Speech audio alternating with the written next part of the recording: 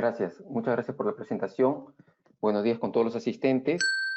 Bueno, es hoy día el último módulo, el módulo número 5, donde vamos a centrar, ya no nos vamos a centrar en la historia, sino vamos a referirnos al producto, ¿no? A lo que busca el derecho sindical. Como ya hemos explicado, el derecho colectivo del trabajo busca siempre, procura que un grupo de trabajadores, a través de la negociación, a través de una coordinación, se reúna con el empleador en busca de mejoras económicas o mejoras de las condiciones laborales o reconocimiento de derechos. En vista a ello, es de que estas reuniones tienen siempre que seguir un procedimiento, y el producto de este procedimiento es lo que se denomina negociación colectiva. Cuando nos referimos, cuando nos referimos a la negociación colectiva propiamente dicha, debemos hacer énfasis, en que la negociación colectiva vendría a ser, si queremos esbozar una definición, como aquel proceso de diálogo entre estos dos grupos, ¿no? Entre el empleador y los representantes de los trabajadores, y que tiene como finalidad establecer acuerdos sobre, pueden versar sobre remuneración, condiciones de trabajo y o productividad.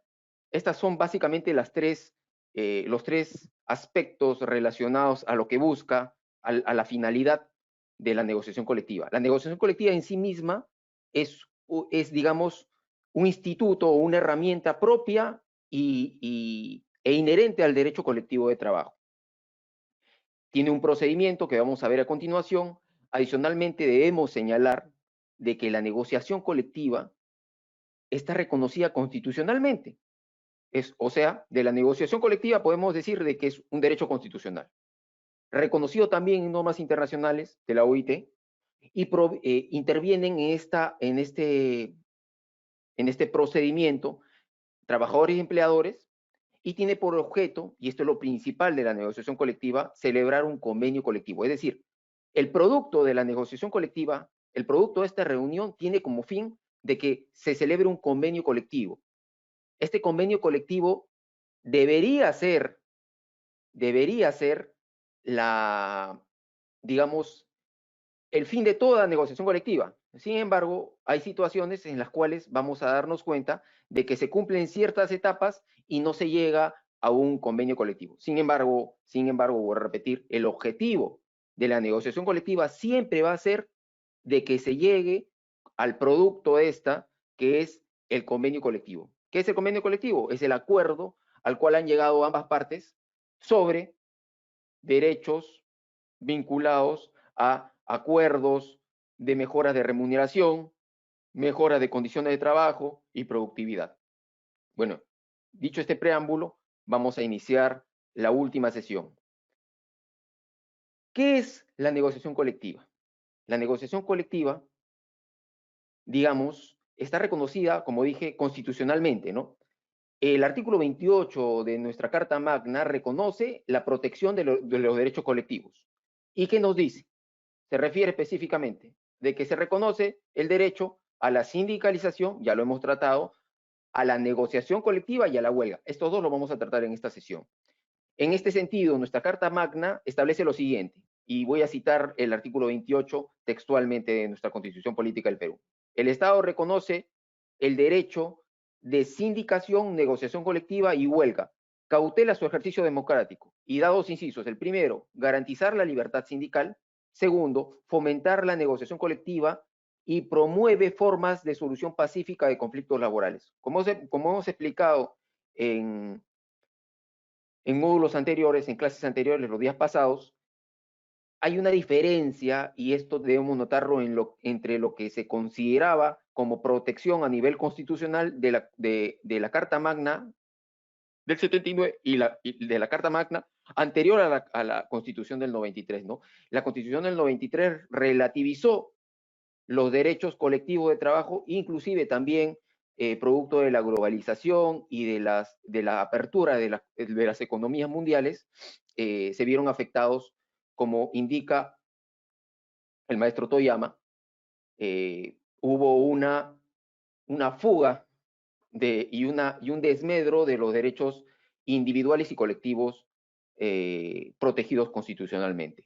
Entonces, estos tres derechos de la libertad sindical, de la negociación colectiva y de la huelga, vemos que tienen una protección constitucional a partir de la Constitución del 93 en su artículo 28, ¿no? ¿Qué nos dice y qué hemos colocado como concepto? La negociación colectiva es un procedimiento por el cual trabajadores y empleadores, mediante el intercambio recíproco de propuestas y contrapropuestas, buscan llegar a un acuerdo dando una solución pacífica al conflicto laboral. Como vuelvo a señalar, este es el producto de estas reuniones. Es decir, la negociación colectiva tiene como finalidad de que se termine a través de un convenio colectivo. La Constitución del 93, en su artículo 28, solo reconoce el derecho a la negociación colectiva.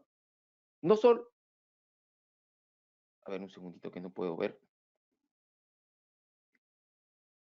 Ya, la Constitución del 93 solo reconoce el derecho a la negociación colectiva. No solo reconoce el derecho a la negociación colectiva, sino que en el inciso segundo de dicho artículo señala que el Estado fomenta la negociación colectiva y promueve formas de solución pacífica de conflictos laborales. Si bien se reconoce la negociación colectiva constitucionalmente a partir de este artículo 28 de la Constitución del 93, comparativamente con el anterior marco normativo constitucional que existía, es sumamente más corto.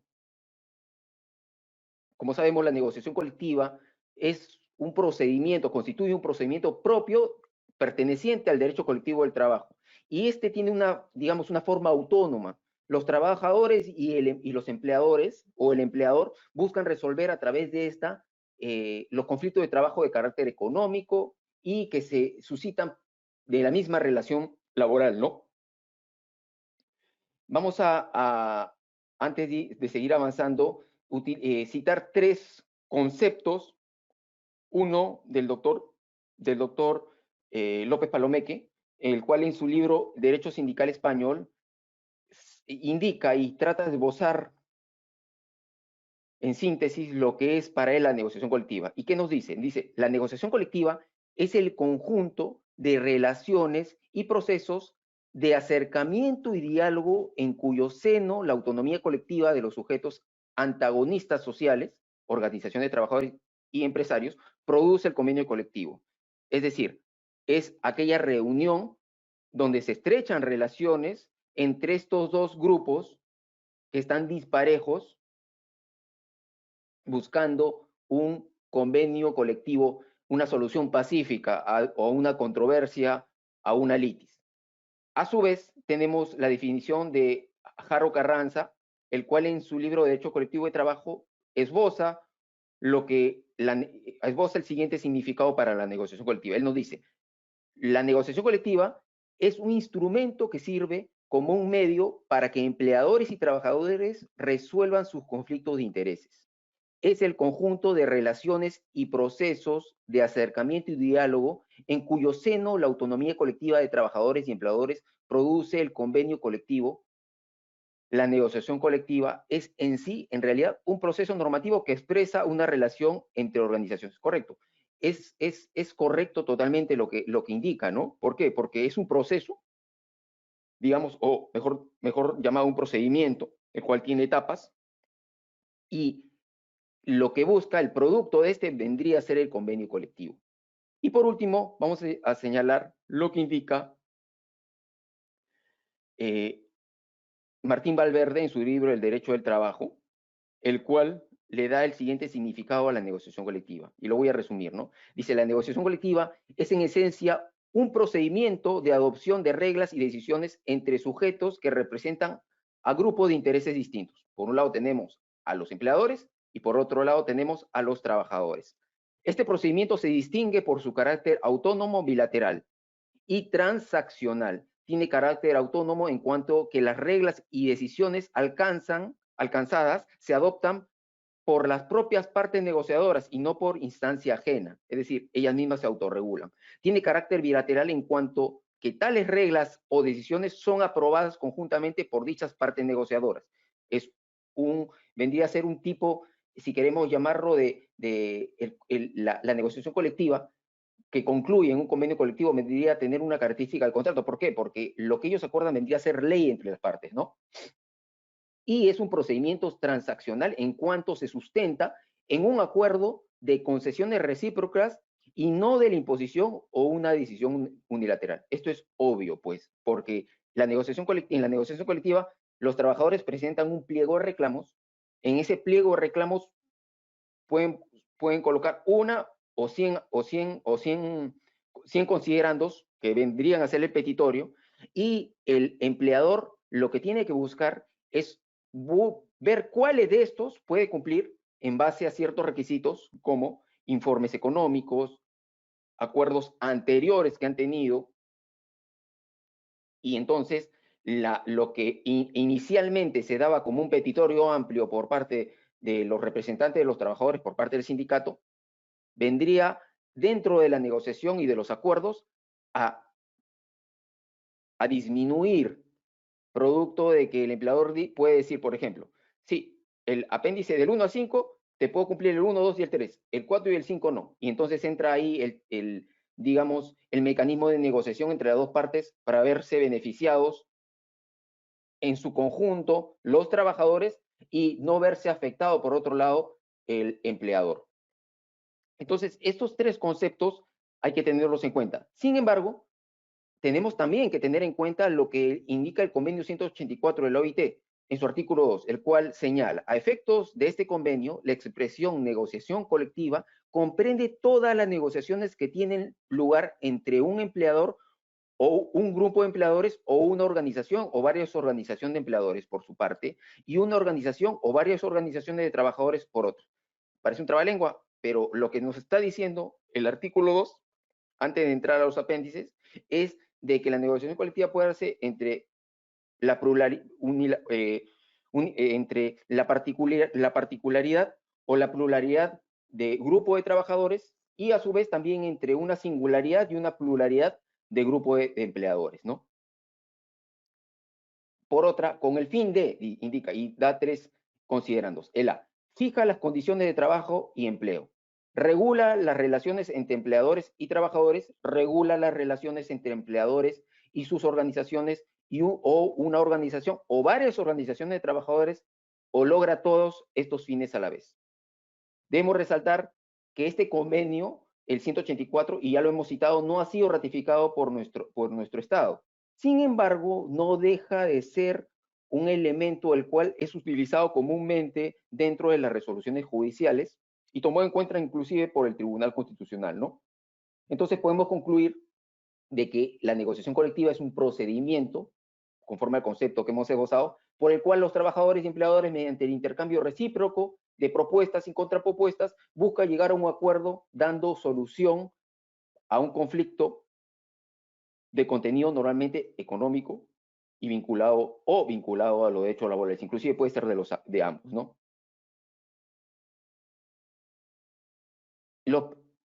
El rango constitucional de derecho de negociación colectiva está vinculado al artículo 28, en su inciso 2 de la Constitución del 93, donde este artículo señala de que se fomenta por parte del Estado la negociación colectiva y se promueve la solución pacífica de los conflictos laborales. El fomento de la negociación colectiva a que se refiere este artículo constitucional implica que el Estado peruano no solo debe respetar el derecho de negociación colectiva, sino que debe fomentarlo en forma clara y contundente, a través de la tutela, por ejemplo, ya normada, ¿no?, por constituir un medio de solución pacífica de conflictos constitucionalmente aceptado. La negociación colectiva entonces existe para los trabajadores existe para que los trabajadores y los empleadores pacten dentro de este procedimiento, de este proceso, y dentro de los plazos de los cuales se fijan estas condiciones de mejora en busca de equiparar, de darle ese derecho a los trabajadores que tanto reclaman, sin perjudicar al empleador. ¿Por qué? Y esto es comúnmente, comúnmente vamos a ver que dentro de la negociación colectiva, algunos sindicatos utilizan este mecanismo, esta herramienta, en búsqueda de presión, sin importarles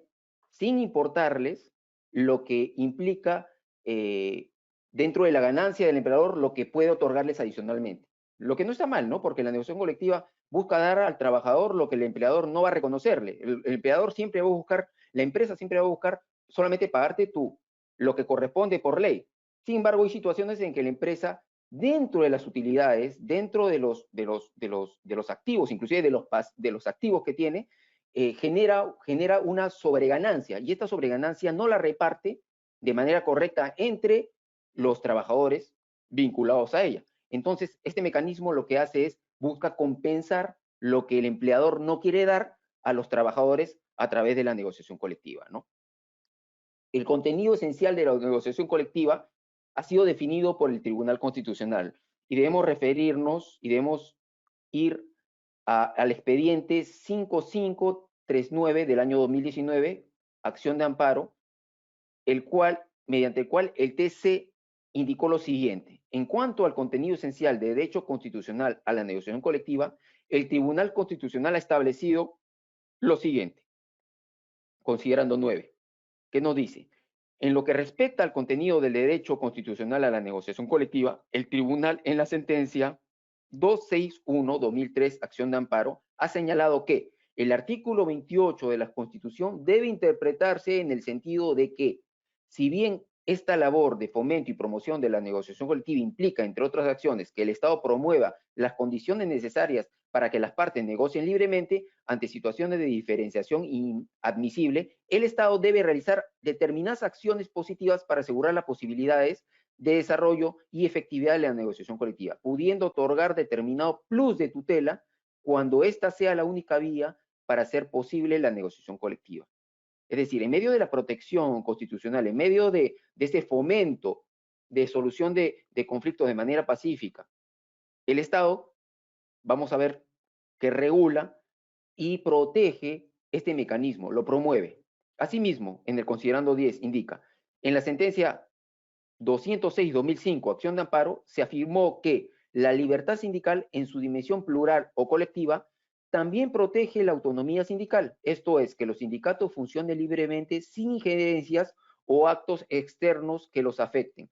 Protege asimismo las actividades sindicales que desarrollan los sindicatos o sus afiliados, así como a los dirigentes sindicales, para garantizar el desempeño de sus funciones y que cumplan con el mandato para el cual fueron elegidos. Sin esta protección no sería posible el ejercicio de una serie de derechos y libertades, tales como el derecho de reunión sindical, el derecho a la protección de representantes sindicales para sus actuaciones sindicales, la defensa de intereses de los trabajadores sindicalizados y la representación de sus afiliados en procedimientos administrativos y judiciales.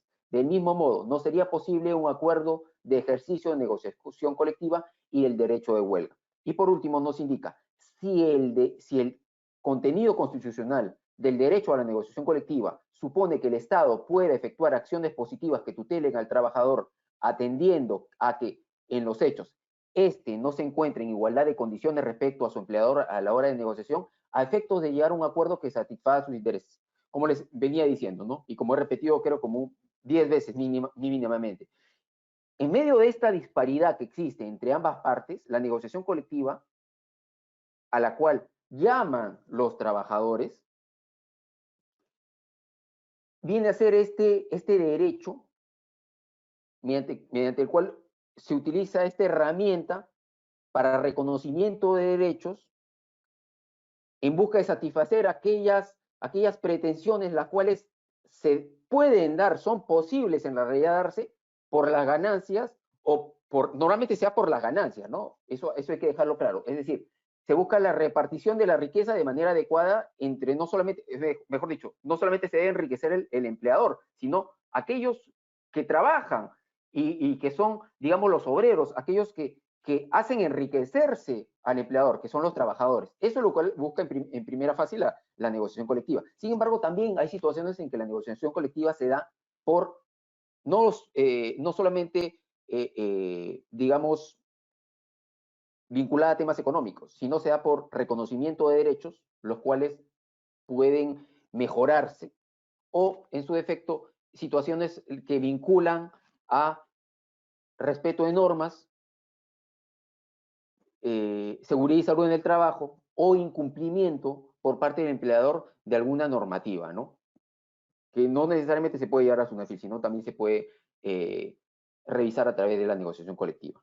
Entonces, este tipo, digamos, este rango constitucional al derecho a la negociación colectiva lo hemos reconocido no solamente en el artículo 2 en el inciso 2 del artículo 28 de la Constitución Política del 93, sino que ya ha sido desarrollado por el Tribunal Constitucional a través de diversas sentencias, como la que hemos citado. La negociación colectiva se basa en ciertos principios, y estos principios el Tribunal Constitucional también les ha dado cabida mediante el expediente 5539-2009, acción de amparo, desarrollándolos.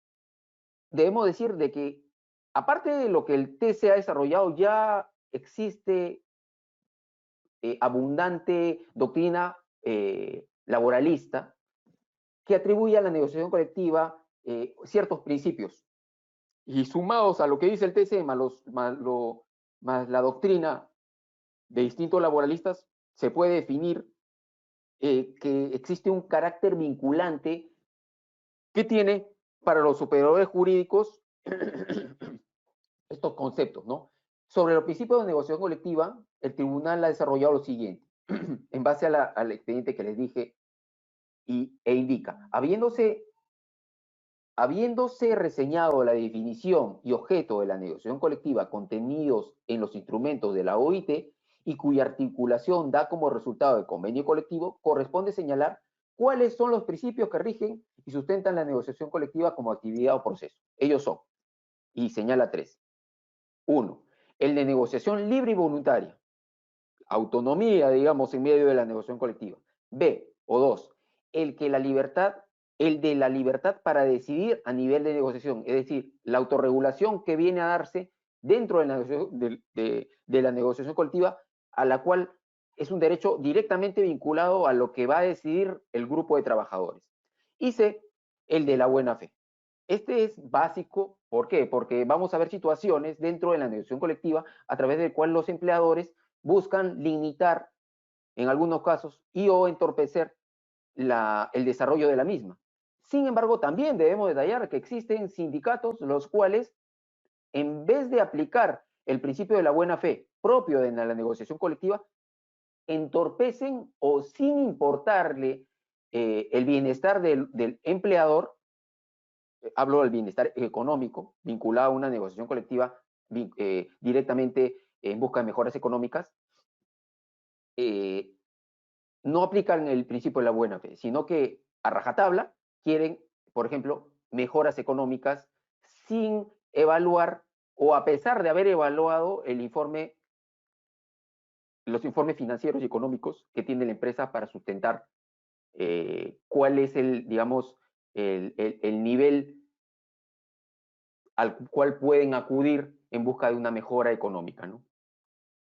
Entonces, estos principios, como hemos nombrado, son el de negociación libre voluntaria, el de libertad para decidir el nivel de negociación y el de buena fe.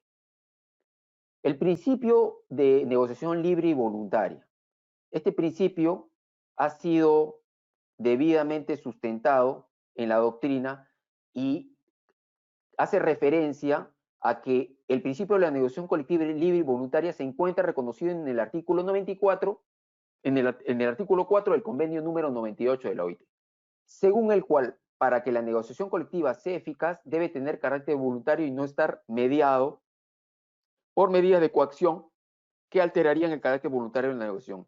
Bueno, esto sí se da. Y debemos señalar que comúnmente se aplica. Sin embargo, ya he explicado que hay niveles de negociación y hay elementos los cuales sindicatos muy grandes utilizan como nivel de presión que realmente relativiza el carácter voluntario para que participe el empleador. ¿Y esto debido a qué? A la envergadura o al grado que tiene el empleador, el grupo de trabajadores, el sindicato, por ser un sindicato mayoritario. Entonces, en vista a esta presión, el empleador tiene que acudir. ¿Por qué? Porque si no se dan un arbitraje, se pueden ir a una huelga. Y no le conviene por las grandes pérdidas económicas que significaría no buscar un acuerdo pacífico. Por dicha razón, en el artículo 4 del convenio 98, con carácter promocional, se postula que los procedimientos de negociación voluntaria deben ser estimulados y fomentados. En sentido similar, el artículo 5 del convenio número 154 reconoce el deber de fomentar la negociación colectiva. A decir del Comité de Libertad Sindical de la OIT, la negociación voluntaria de convenios colectivos y, por tanto, la autonomía de los interlocutores sociales en la negociación constituye un aspecto fundamental para los principios de libertad sindical. ¿Qué nos está diciendo? Nos está diciendo la doctrina de que este elemento, este principio de negociación libre y voluntaria debe aplicarse en todo el sentido de la palabra.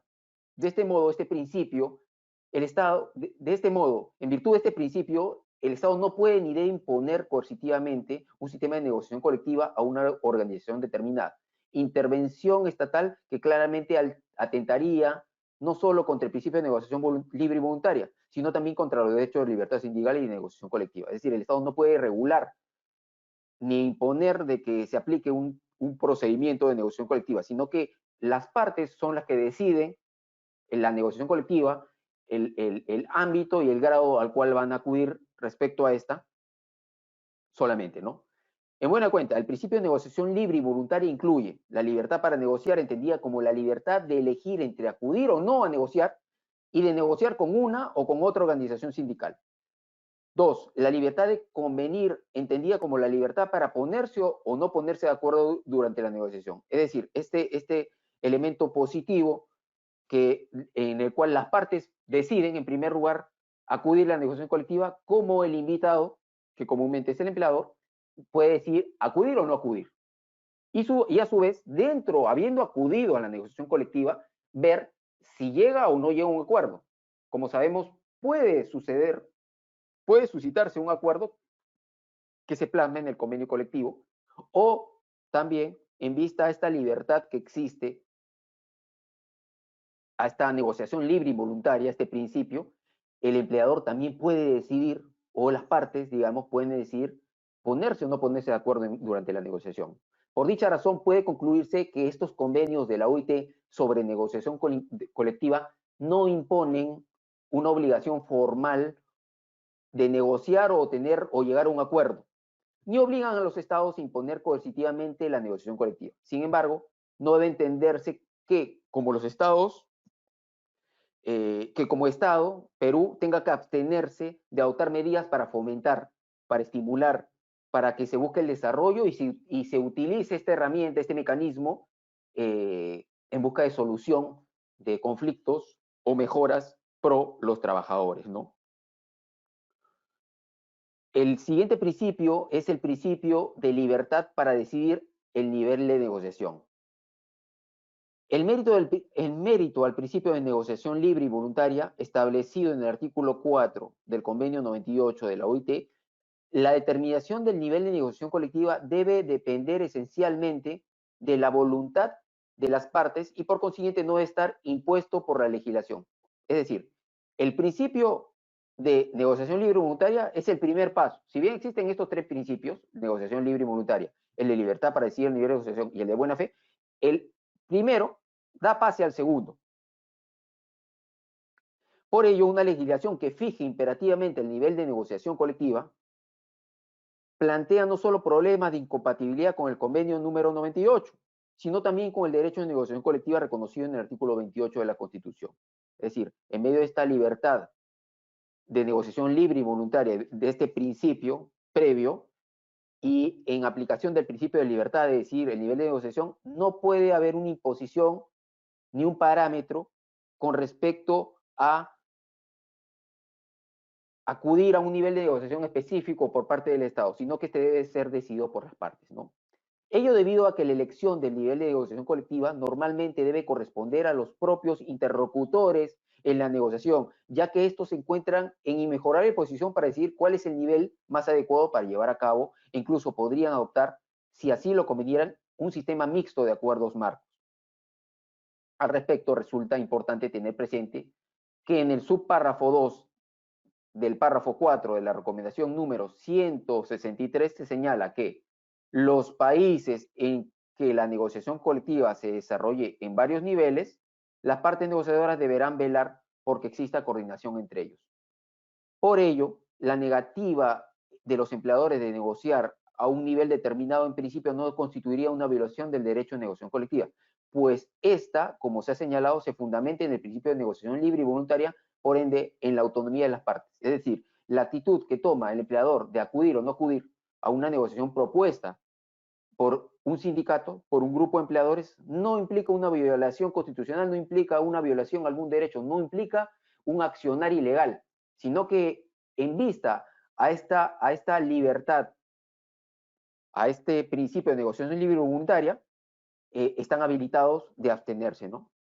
No obstante, por excepción, cabe la posibilidad de que el nivel de la negociación colectiva pueda ser determinada vía heterónoma, es decir, a través del arbitraje, ante un organismo independiente de las partes en función de la naturaleza promotora de la negociación colectiva. Ello se justifica plenamente en el caso de que se demuestre de que una de las partes no está cumpliendo con su deber negociar de buena fe o está realizando prácticas desleales. Es decir, dentro ya de la negociación colectiva, dentro de este trato directo y o conciliación a la cual se puede acudir en primer término, en primera etapa, si vemos de que se está vulnerando por una de las partes, que comúnmente es la empresa, el principio de la buena fe, es decir, se está dilatando, no se acudan a las reuniones, no se presenta la documentación ante la autoridad administrativa de trabajo, no se le permite el acceso al Ministerio de Trabajo, ni a los trabajadores de diversos informes que son necesarios para establecer la posición económica o el estatus económico que tiene la empresa, entonces claramente se está vulnerando el principio de buena fe en medio de la negociación colectiva que existe. Y como se está vulnerando este principio, entonces la parte afectada puede recurrir al arbitraje para que un tercero, ya no entre las partes, se pongan de acuerdo, sino que un tercero independiente decida tomar una propuesta o tomar otra propuesta, ¿no? En sentido similar, puede considerarse que un rechazo injustificado a negociar puede lesionar el derecho a la negociación colectiva si la negativa tiene como única finalidad impedir al sindicato el desarrollo de su actividad sindical. Aunque no se ha señalado, no toda limitación de la capacidad de actuación de un sindicato determina una vulneración del derecho de negociación colectiva. Tal lesión se producirá siempre y cuando ésta incida en el derecho a la actividad sindical y se produzca de modo arbitrario e injustificado. Es decir, no implica, en primer término, de que el negarme a negociar o estando ya dentro de la negociación colectiva, yo no llegue a un acuerdo, no implica una ilegalidad. Pero hay situaciones en las cuales sí este accionar puede ser ilegal y vulnerando el principio negocial de la buena fe aplicado a la negociación colectiva, entonces vendría a ser una decisión, como se señala, arbitraria e injustificada. De ahí que en el subpárrafo 1 del párrafo 4 de la recomendación número 163 se señala que en caso necesario se debería adoptar medidas adecuadas a las condiciones nacionales para que la negociación colectiva pueda desarrollarse en cualquier nivel y en particular a nivel de establecimiento de la empresa, de la rama de actividad, de industria o a nivel regional o nacional. Este es el segundo principio, el cual vincula directamente a la negociación colectiva. Y por último tenemos el principio de la buena fe. Este principio es básico para que la negociación colectiva sea fructuosa y no se convierta en infructuosa. ¿Qué quiero decir con esto? Quiero decir de que no solamente se deben cumplir los principios precitados, como son el principio de la negociación libre y voluntaria en medio de su ejercicio, la negociación de decidir por parte del grupo de trabajadores, por parte de los involucrados, el nivel de negociación, sino que el de buena fe vincula directamente, está vinculado al accionar, al desarrollo de la negociación colectiva en medio del ejercicio de los derechos que tiene cada una de las partes. Es decir, está vinculado a los pasos y a las decisiones justificadas o injustificadas que tiene de un lado los trabajadores y que tiene del otro lado el empleador o los empleadores. Entonces, para que la negociación colectiva funcione eficazmente, las dos partes deben actuar con buena fe y lealtad para el mantenimiento de un desarrollo armonioso del proceso de negociación colectiva. Esto es básico, ¿no? Porque si las dos partes actúan con buena fe, entonces, como sabemos, en medio de una negociación, las posiciones van a ceder, ambas posiciones, porque puede ser que justificadamente los trabajadores soliciten aumentos económicos, soliciten un bono, soliciten que se amplíe horarios de refrigerio, solicitan que se respeten algunos derechos laborales, solicitan de que se les capacite en temas de seguridad y salud del trabajo de otra manera, y a su vez tenemos la contraparte, el empleador o el grupo de empleadores, lo cual le va a decir, ¿sabes qué? Esto yo lo estoy cumpliendo o esto lo estoy cumpliendo a medias, entonces ya, yo decido cumplir esto con respecto al tema de seguridad, te voy a brindar otra capacitación. Sin embargo, los otros 4 apéndices que me has pedido, te puedo cumplir 2. Y entonces se ponen de acuerdo y menguan posiciones, disminuyen en medio de esta negociación entre las dos partes, el grupo de empleadores y sindicato y el grupo de trabajadores, y dicen, bueno, ya, en vista que puede cumplir la 1, la 2 y la 3, voy a dejar la 4 y la 5 para otra ocasión, digamos, ¿no? O simplemente, como me estás cumpliendo estas 3, con respecto a estas 2 voy a menguar y yo no voy a considerar una de estas. Y en medio del principio de buena fe, entonces, resultaría armonioso dentro de un actuar justo por parte de ambas partes, el cual tendría como producto un convenio. Continuamos. Sin embargo, como la buena fe no se impone por ley, únicamente puede obtenerse de los esfuerzos voluntarios y recíprocos serios y continuos de los empleadores y de los trabajadores. Por ello, es importante que tanto los empleadores como los sindicatos participen en las negociaciones de buena fe y tengan todo lo posible y necesario para llegar a un acuerdo razonable y coherente. Es decir, que debe buscarse la celebración de negociaciones verdaderas, eficientes, eficaces y constructivas. De este modo, este tribunal, en medio de lo que indica la jurisprudencia,